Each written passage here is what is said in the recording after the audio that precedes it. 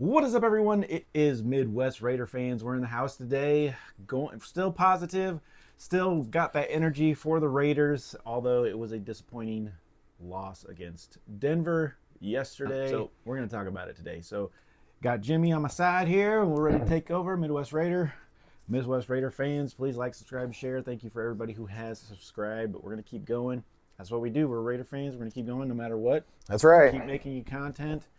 Keep hanging around. No sense in doing a rant video and going crazy like everybody else. We're still going to be here, and we're going to just take it one loss at a time if we need to. Hopefully not. We turn some things around. All right, so just really quick, go into the scores. It was 18-34. That makes it sound closer than it really was, because after the second quarter, basically, Denver pretty much kept scoring, and 30 unanswered points, basically. I think it was 31, but 31 answered points. And so we'll just go into the key points into this game. Basically, fourth quarter, Gardner Minshew actually looked really good. Getsy actually was calling some decent stuff. In my opinion, I'll let Jimmy talk here in just a second. And we were moving the ball. We actually, we made it 10-0 real fast. And then we got the ball back again. We were driving down the field. We were about to make it 17-3, or at least 13-3. And Patrick Surtain took a Gardner Minshew.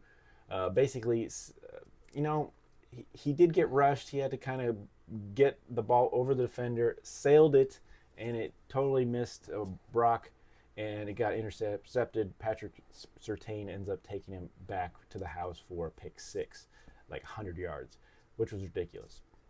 And it pretty much killed the rest of the game. The team could not recover. It was a kick in the nuts that the team never could recover from. It's ridiculous. I don't know why there's no fight. I know Jimmy's going to talk about this a lot, and so I'm going to let him go in just a second. And we just couldn't recover for it. And some of the little stats that I want to bring up, we actually had really good stats. We had 115 rushing yards. I think we almost had like 300 yards of total offense, almost, really close to that. And, so we had time of possession was 31 minutes.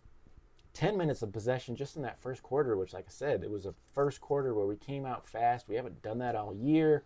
Scored points, made us feel good as the Raider Nation, and then from there, it just dogpiled out of control horribly for us, and the team had no fight to come back. But I just want to point out that we're 0-2 in the division, and we now have a 2-3 record going on. So we're 2-3, and we're 0-2 in the division, which is not helpful at all. So, Jimmy, go ahead and give me your take on the game. Yeah, like you said, not a whole lot really to talk about. Bowers had that nice catch reception for a touchdown, give us that first lead really quick in the opening quarter there.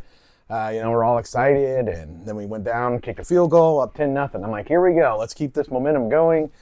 And it's 10-3, it's fine. I know I said it was going to be a close game. I'm surprised that the Broncos, kind of ran away with it there. I thought we, even if we did lose, I thought it'd be, field goal, 4 points. Yeah. I thought it'd be a close game. But yeah, my biggest takeaway, I don't know why we had no fight after that Patrick Surtain, interception for a touchdown. I mean, that was unfortunate. Like I said, I kind of wish Brock Bowers would have just jumped up to get it. Yeah. I know Minshew, something, even if he couldn't, and I get why he didn't, because obviously it was way over his head. So he's like, so somebody else must be open. Obviously his back's turned to, I think it was Jacoby Myers, who was the receiver behind him. Yep. So yeah, not going to get it all, like I said, it was just very disappointing. Again, Getsy's play calls, I don't get it. I don't get why we just keep running up the middle. I'm not saying abandon it completely, because no matter what, even if it's not working, you still have to have it, because if you're only running the one play over and over, obviously they're going to be, prepared and ready to stop you there. But again, just that, like you said, we kind of just went conservative after that. And I mean, even at halftime, it was only 13-3. Or excuse me, 13-10, and we're still in it. There's a whole half, 30 minutes of game time, and we just couldn't get anything going. And then obviously I know Minshew came in through another interception there. So then we brought in AOC. He had an interception, took a couple sacks. Just no consistency. Didn't seem like we had heart. Defense, I don't know. They couldn't tackle yesterday. I know we had some backup second string guys in there. We still had 5 guys out. Injured. So didn't play. But yeah, it's just a little disappointing on the tackling. Like you wrap them up, they're going to be short. And next thing you know, they're driving their legs and pick up a first down there. So just overall disappointing. Again, lots to work on. We got the Steelers this week at home. So hopefully we'll get some home field advantage. Yeah, I don't know, maybe something. I don't know. A lot to work on, but let's shoot it back over to you. All right, so I got to go. We're talking about the game, so we'll talk a little bit stats, and we'll kind of both jump into this a little bit. But Gardner Minshew was 12 for 17, 137, a TD, and 2 interceptions. The 2 interceptions, though, were horrible interceptions at bad times. It just killed us. Yeah. And that was the problem with Minshew. Other than that, those aren't bad. 12 to 17 for 137. I mean, it's painful that, the stats don't reflect the game at all because he just threw 2 horrible, and they were bad interceptions. The float one was horrible, and then not being able to tackle him, so they got a pick 6. And then also, the second interception was short. And I was mad because he threw a 50-50 ball, in my opinion, is what it looked like, to our shortest receiver. And it was underthrown. And so it was terrible. It was terrible. Like, if you throw it to Tucker, you got to hit it in front of him. He'll catch it. He'll run under it and get it. You got to overthrow him, not underthrow him. And so, yeah, that was horrible. And then O'Connell comes in, 10 for 20, 94 yards, but throws a pick 2. And yes, it was in garbage time and all that kind of stuff, and you threw him in the fire. But this has happened before. They've thrown him in the fire before. And, so he should be used to this, and give him a lot of, I guess. Grace, yeah, either, because he should be used to this too. And so we're going to talk about O'Connell and Minshew in a minute.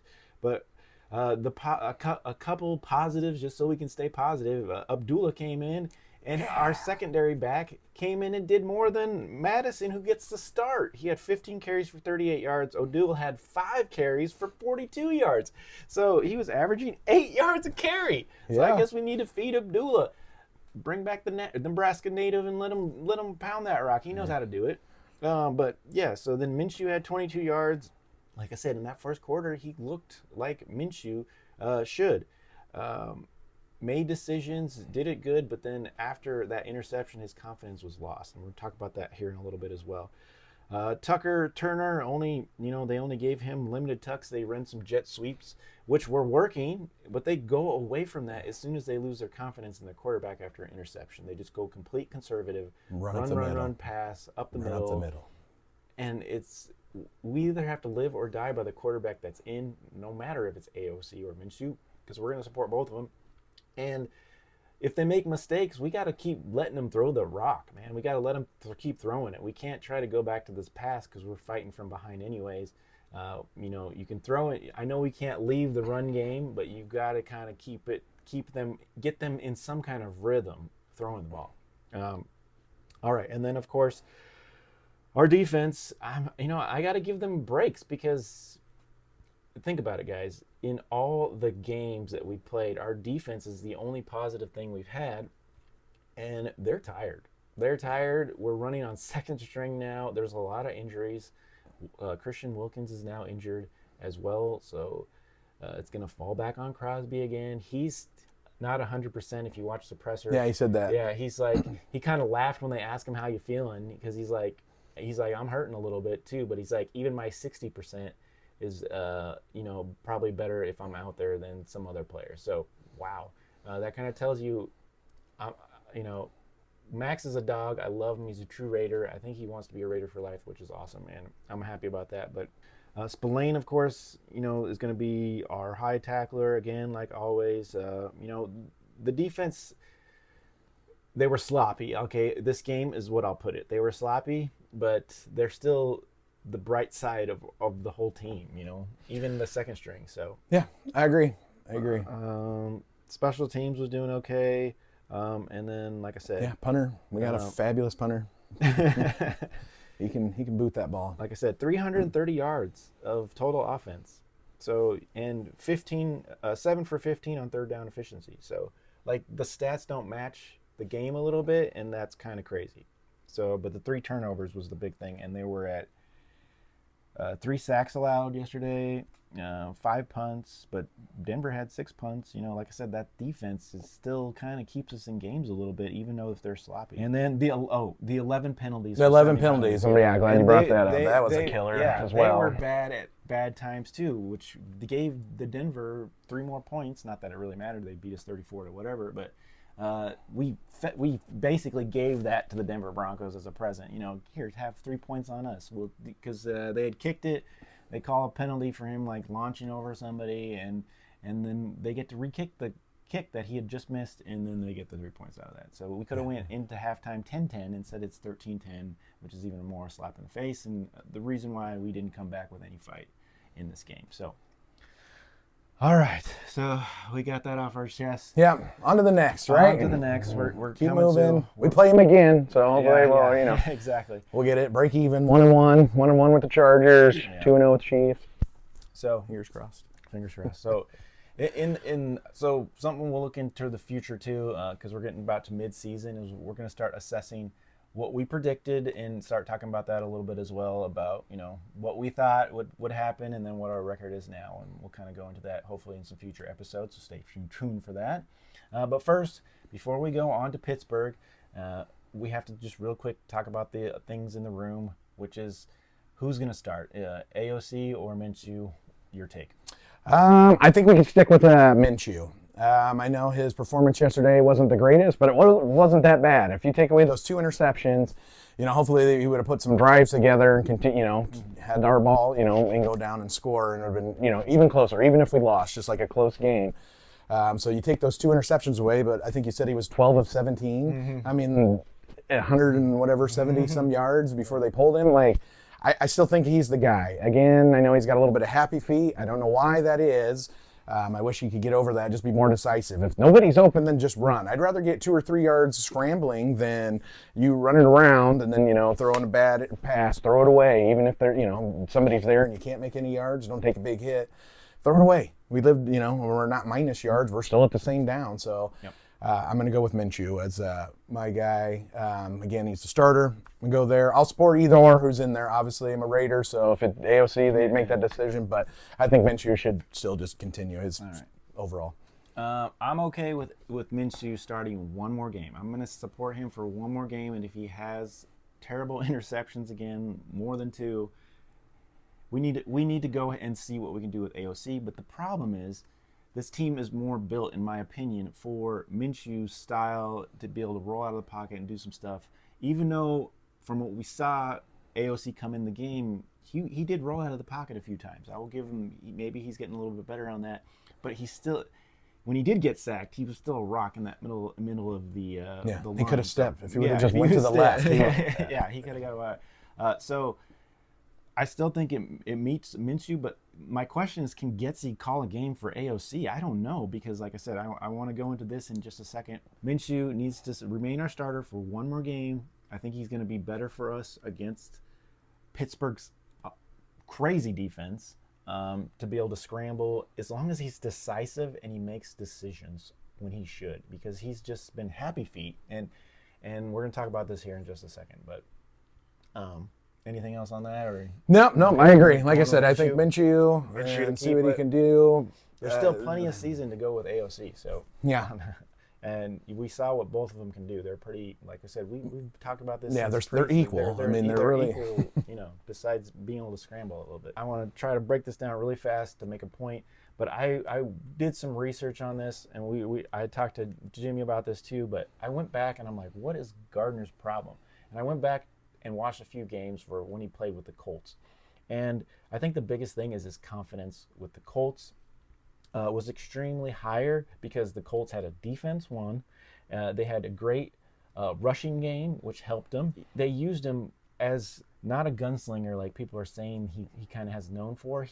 At best, he's a middle game, and I mean middle game as mid-range thrower, 20, 15 to 30 yards in between there, where he can be accurate. He's not a deep thrower, in my opinion.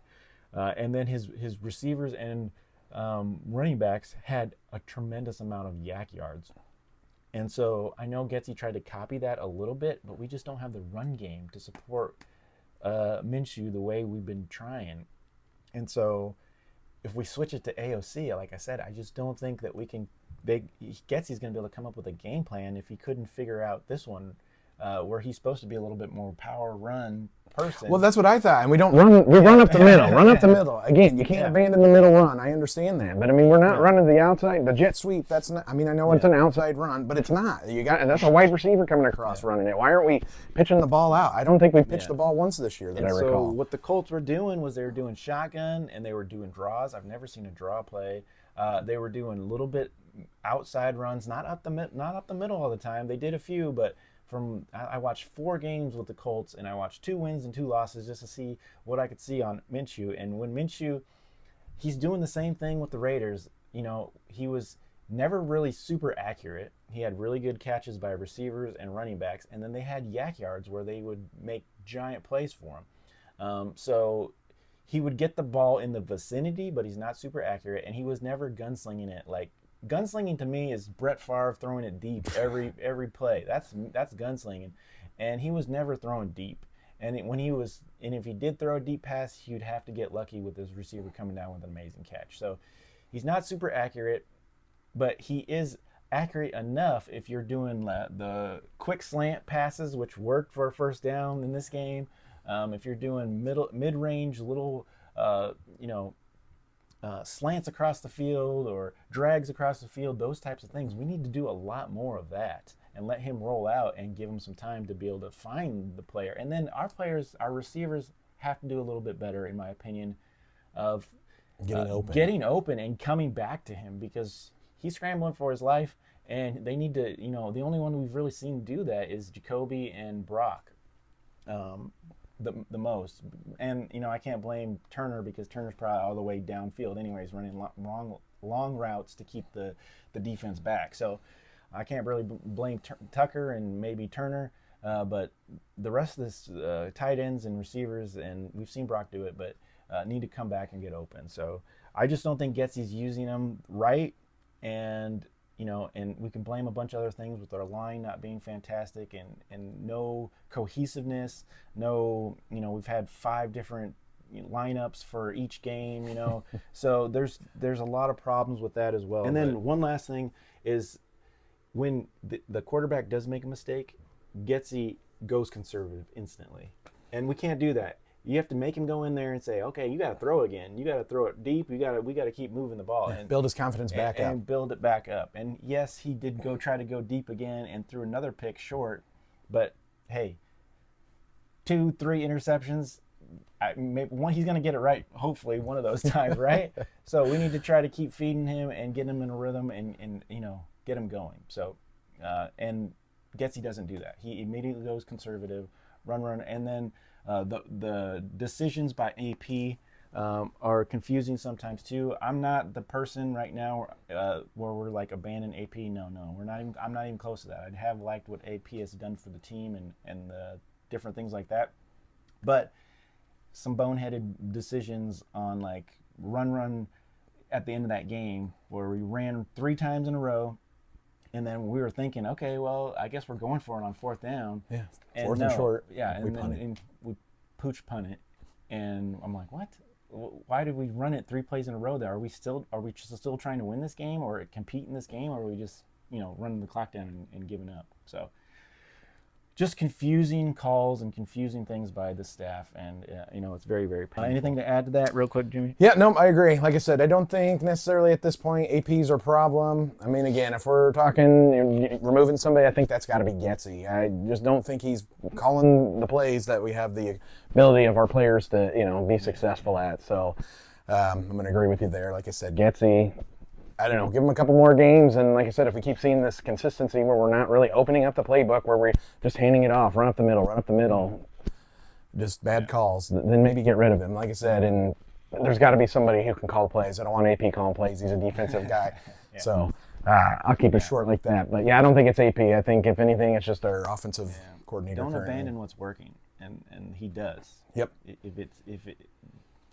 Okay. Yeah. All right.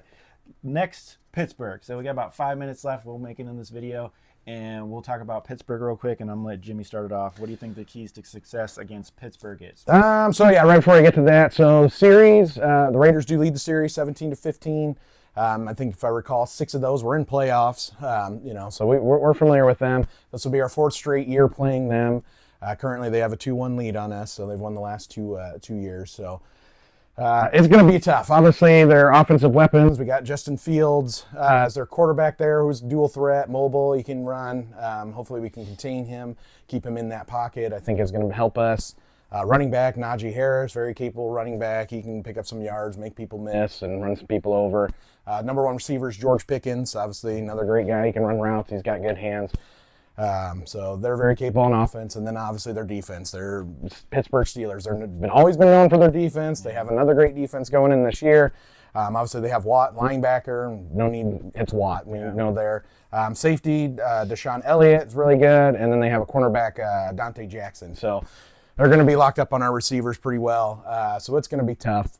Like I said, if you look at on stats on the paper, we match up very well on paper with them. Going forward, it's going to be a tough game.